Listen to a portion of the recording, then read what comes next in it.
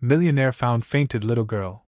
With a big belly, what he did to her was unbelievable. The rain pounded against the windshield as Richard Callahan gripped the steering wheel, his jaw clenched in frustration. The night had been long, another tedious business meeting filled with empty words and forced smiles. He was tired, drained, and eager to retreat to the solitude of his sprawling mansion where silence was his only company as his black Aston Martin glided down the deserted road, headlights slicing through the thick curtain of rain. Something darted into his periphery. A dark shape, small and frail, lay motionless on the sidewalk just ahead. His pulse quickened. What the he slammed the brakes, tires screeching against the wet pavement as the car came to a sharp halt mere feet from the figure. Heart pounding, he threw open the door and stepped out, the cold rain drenching him. Instantly lying on the ground was a child, a girl no older than 10, curled up on the pavement like a broken doll. Her clothes were soaked, her face ghostly pale, and her thin arms trembled violently, but it was her stomach that made his breath hitch. It was distended, swollen in a way that seemed unnatural. For a girl her age, Richard hesitated, instinct screaming at him to walk away. He was not a man who interfered in the affairs of others. He had spent years building walls around himself, ensuring that nothing and no one could breach them. But something about this girl, her fragility, the unnatural stillness of her small frame, sent a rare pang through his chest. He knelt beside her, reaching out with hesitant fingers. Cold, ice cold. Hey, he said, shaking her shoulder gently. No response. He swallowed. Glancing around, the street was deserted. No one was coming to help. His grip tightened on her arm. Kid, can you hear me? A faint movement, her lips trembling violently, barely parted. Then in a voice so weak it was almost lost in the rain, she whispered, H, help me. Richard froze. For the first time in years, something akin to panic gripped him. He had heard those words before, a memory buried deep, locked away, but now was not the time for ghosts. He acted on impulse, scooping the girl into his arms. He was startled by how weightless she was, as if she were nothing but skin and bones wrapped in drenched fabric. Her head lulled against his chest, her breath ragged and shallow. Stay awake, kid, he muttered, striding toward his car. Don't you dare die on me. The girl's eyes fluttered, struggling to stay open. She looked up at him, her gaze glassy and unfocused, her lips parted, once more forming a single fragile plea, before her body went limp in his arms. Save me. Richard's stomach clenched as he threw open the car door and carefully placed her in the passenger seat as he sped toward the hospital, rain hammering the windshield. One unsettling thought gnawed at the edges of his mind. For the first time in a long time, he was afraid. The styral scent of antiseptic filled the air as Richard paced the length of the hospital hallway, his expensive leather shoes clicking against the polished tiles. His suit was still damp from the rain, but he hardly noticed. His mind was elsewhere, on the small, frail girl lying unconscious in the emergency room. He wasn't sure why he had brought her here. It wasn't his problem. He had never been one to involve himself in the affairs of strangers, let alone children. But the memory of her whisper, saved me, lingered in his mind like an echo. He couldn't shake. A door creaked open. Mr. Callahan, a middle-aged doctor in a white coat, approached, his expression unreadable. Are you her guardian? Richard hesitated. No, he admitted. I found her unconscious on the street. The doctor studied him for a moment, then nodded.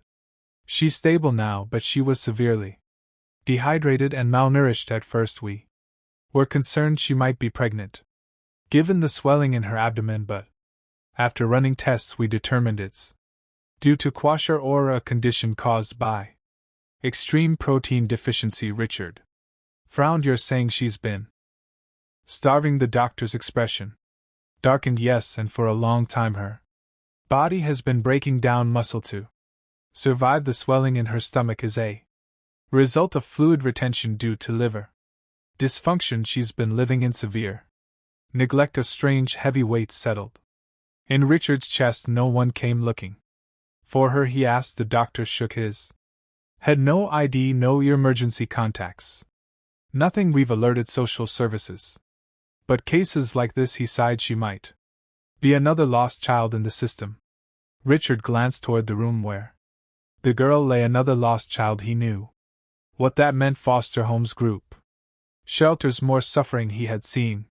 Enough news reports to know how those places operated, but why did he care? He wasn't responsible for her. He had done his part, hadn't he? Can I see her? He asked before he could stop himself. The doctor nodded. She just woke up, but she's frightened. Maybe a familiar face will help. Richard wasn't sure if he qualified as a familiar face, but he followed the doctor through the door anyway. Inside, the girl sat on the hospital bed, hugging her knees to her chest, her wide, weary eyes darting around the room as if searching for an escape. The moment she saw him, her body tensed. You, she murmured, her voice horror. Richard took a slow step forward. Yeah, it's me. She flinched, slightly shrinking into herself. I brought you here, he continued, keeping his tone measured, controlled. You were in bad shape. The girl, fingers clenched around the thin hospital blanket. She looked down, refusing to meet his gaze.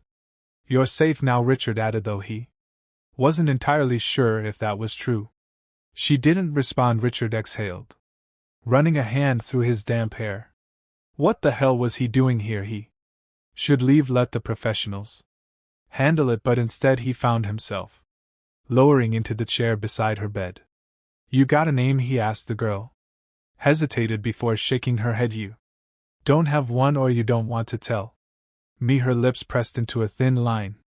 Richard sighed. Look, kid, I don't know what happened to you, but I'm not here to hurt you. The doctor said you haven't been eating for a long time. Do you have anyone, a family? She remained silent. His patience, something he usually had in short supply, was already wearing thin. All right, he muttered, standing. Forget it.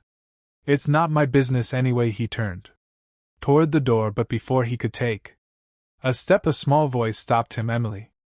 Richard paused, looking over his shoulder. The girl swallowed hard. My name is Emily, for reasons he couldn't explain. Richard felt a small flicker of something in his chest, something dangerously close to relief. Richard sat in the hospital room watching the girl Emily as she toyed with the blank had draped over her frail frame. She had barely spoken since whispering her name, and now she sat stiffly, her fingers fidgeting as if any wrong move would get her thrown out. She looked so small in that oversized hospital gown, too small, too fragile. Richard cleared his throat. Emily, he repeated, testing the name on his tongue. That's a start. She didn't respond. He leaned back in his chair, exhaling. The doctor said you've been starving, that your body is breaking down muscle to survive. He studied her face carefully. You want to tell me how that happened? Emily's body tensed for a long moment. Richard thought she wouldn't answer, then barely above a whisper she murmured, I ran away. Richard's brows furrowed from where Emily swallowed hard, her gaze darting toward the window. The place I used to live, the shelter. Something about the way she said the word shelter made his stomach tighten. Richard had spent most of his life ignoring stories like this, kids slipping through the cracks, growing up in places that called themselves homes but were anything but. He had no patience for SOB stories yet. As he sat here looking at this half-starved little girl with haunted eyes, he realized that this wasn't just a story, this was her reality. How long have you been on your own? He asked. Emily hesitated before mumbling, a few weeks on the streets. Alone. Something in Richard's chest tightened, though he forced his voice to remain even. And before that, the shelter. You lived there long? Emily nodded slightly. Since I was little. No parents, Pause, then she shook her head. Richard exhaled slowly. No parents, no home, just a system that had failed her like it had failed so many others. He knew he should stop asking questions. It wasn't his concern, and yet before he could stop himself, he said, Why you run? Emily bit her lip for the first time. Richard saw Something flicker in her eyes, fear they were bad, she whispered. The people who ran it. Richard's jaw tightened. Emily clutched the blanket tighter. They never gave us enough food, she continued, her voice shaking. Some days we wouldn't eat at all. They said we were too much trouble, that we cost too much money, but we knew they got money from people they were supposed to take care of us, but they didn't. Richard stayed silent. Letting her talk, they would lock us in our rooms if we complained. Sometimes they'd punish us. She winced at the word.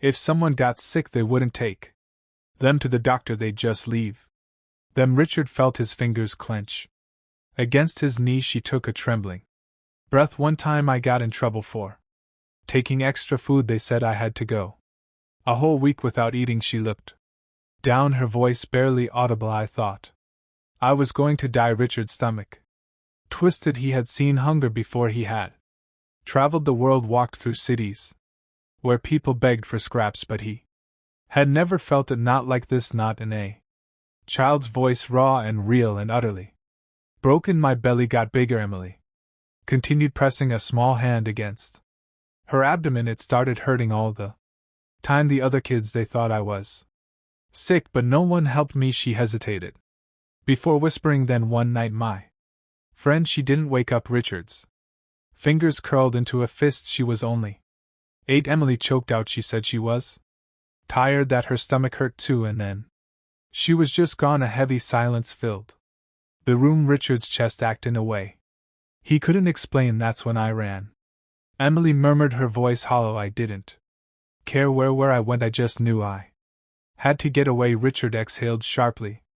For the first time in years something cracked inside him. Emily had no one. She had been left to waste away, to suffer in silence until she couldn't anymore, and somehow out of all the people in the world she had ended up in his arms. Richard Callahan, a man who had spent his life avoiding attachments, had suddenly found himself holding the weight of one little girl's entire world. The decision was unlike anything Richard had ever made before. For years his life had been meticulously structured deals, investments and transactions, no complications, no attachments. But as he sat in the hospital room watching Emily stir in her sleep, he knew he couldn't just walk away. The system would chew her up and spit her out again. She wouldn't survive it. So when the doctor asked if he wanted to sign as her temporary guardian, Richard didn't hesitate. The drive to his mansion was quiet. Emily sat in the passenger seat, her small hands folded in her lap, her gaze flickering nervously to him every few seconds. She didn't trust him, not yet. When they arrived, she hesitated at the door. You can go in, Richard said, motioning inside. Emily's fingers tightened around the hem of her oversized sweater. You're not going to lock me in? She asked softly. Richard stilled. His throat tightened, but he forced his voice to stay calm. No, Emily. No locks. She hesitated a moment longer before stepping inside. The house was enormous, too big for one man, too cold for a child, but Emily didn't seem impressed by the wealth. She didn't run to explore. She stood there, arms wrapped around herself, as if she expected it all to be taken away. Richard watched her, something uncomfortable twisting in his chest. He had never wanted a child yet. Now he had one, and he had no idea what to do with her. Days passed, then weeks. Richard brought in the best doctors. They put Emily on a strict nutrition plan, ran tests, and monitored her closely. Her body was weak, but it wasn't beyond repair. What took longer to heal was her mind. She barely spoke. At first she flinched when Richard moved too quickly. She never took more than she needed. Even when given full meals, she ate cautiously, as if expecting it to be taken away. One night Richard found her hiding food under her pillow. When he asked her about it, she looked down and whispered, just in case. Richard's chest ached, so he didn't scold her. Instead, the next morning he filled a drawer in the kitchen with granola bars, fruit, and crackers. This is for you, he said. If you ever feel hungry, you don't have to ask, just take it. Emily didn't say anything, but later that night, when she thought he wasn't looking, she opened the drawer and took an apple not to hide but to eat. It was the first step. Little by little she began to open up. She started sitting with him at breakfast, her small fingers carefully spreading butter on toast. She watched movies with him, silent at first, then slowly laughing at the funny parts. One afternoon he came home to find her drawing at the kitchen table. "What's that?" he asked. Emily hesitated, then turned the paper toward him. It was a sketch of the house, but there in the front yard were two stick figures, one tall, one small, a man and a girl. Richard swallowed hard. "Is that me?" he asked. Emily looked down, fiddling with the pencil, then almost too softly to hear, she murmured, "Maybe." Richard wasn't sure when it happened. When this fragile, terrified child had started feeling like his responsibility. Like his, but he knew one thing: he wasn't letting her go. One Sunday afternoon, Richard took Em grocery shopping. It was something normal, something families did. Emily had been doing better. She smiled more. She didn't flinch as often, but as they walked down the cereal aisle, everything changed. She froze. Richard was about to ask what was wrong when he saw it: the way her small hands started shaking, the way her face turned pale. Her wide eyes were fixed on a man across the store, a tall, broad-shouldered man, his back turned as he inspected a can of soup. Richard felt Emily's fingers grip his sleeve hard. Her breathing was shallow. "Too fast to panic, Emily?" he asked, crouching to meet her eye level. "What's wrong?" Her lips parted, but no words came out. Then, in a whisper so quiet he almost didn't hear it, she said, "It's him." Richard's stomach dropped. Emily's voice trembled. "HK, the one who locked me in." Richard had never considered himself an emotional man. He had built his empire on logic, precision, and ruthless efficiency. But as he held Emily's trembling hand in that grocery store, watching the color drain from her face, something inside him snapped. He didn't ask any more questions. He didn't turn to look at the man she was pointing at. Instead, he wrapped a protective arm around her shoulders and guided her toward the exit. Emily clung to him, her breaths uneven, her tiny frame trembling against his side. When they reached the car, he knelt in front of her. "Emily," he said carefully, his voice calm but firm, "tell me everything. Who is he?" She squeezed her eyes shut, her fingers digging into the fabric of his coat. "That's Frank Dawson," she whispered. "He ran the shelter." Richard's jaw tightened. Emily took a shaky breath. He locked kids in the basement. If they were bad, he told us. No one would believe us if we said anything that no one cared about. Kids like us. Her voice broke. He let some of them starve. Richard felt his hands curl into fists. She wasn't lying. He had seen the damage himself, the sunken cheeks, the hollow eyes, the fear that never really left her. But now he had a name, and Frank Dawson had no idea who he had just crossed that night after Emily had fallen asleep. Richard sat in his home office, phone pressed to his ear. "I need everything on a man named Frank Dawson," he told his private investigator. "He ran a shelter for kids. I want to know where he gets his funding, what he does with it, and who he's paying off." The investigator didn't hesitate. "Got it, I'll call you in the morning." Richard hung up and exhaled slowly. He had built his fortune breaking down corrupt systems.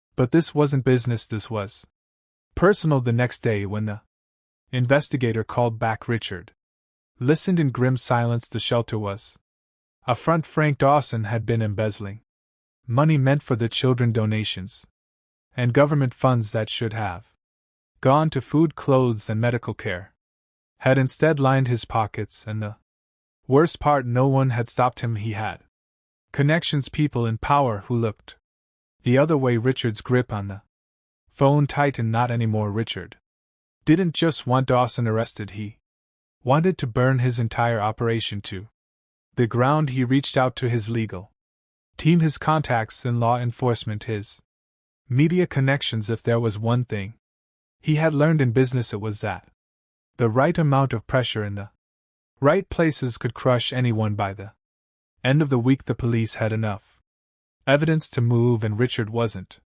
going to sit back and watch on a stormy Night just like the one when he first found Emily. Richard stood outside the shelter watching his police car. Surrounded, the building, officers stormed inside, breaking down doors, pulling terrified children from locked rooms.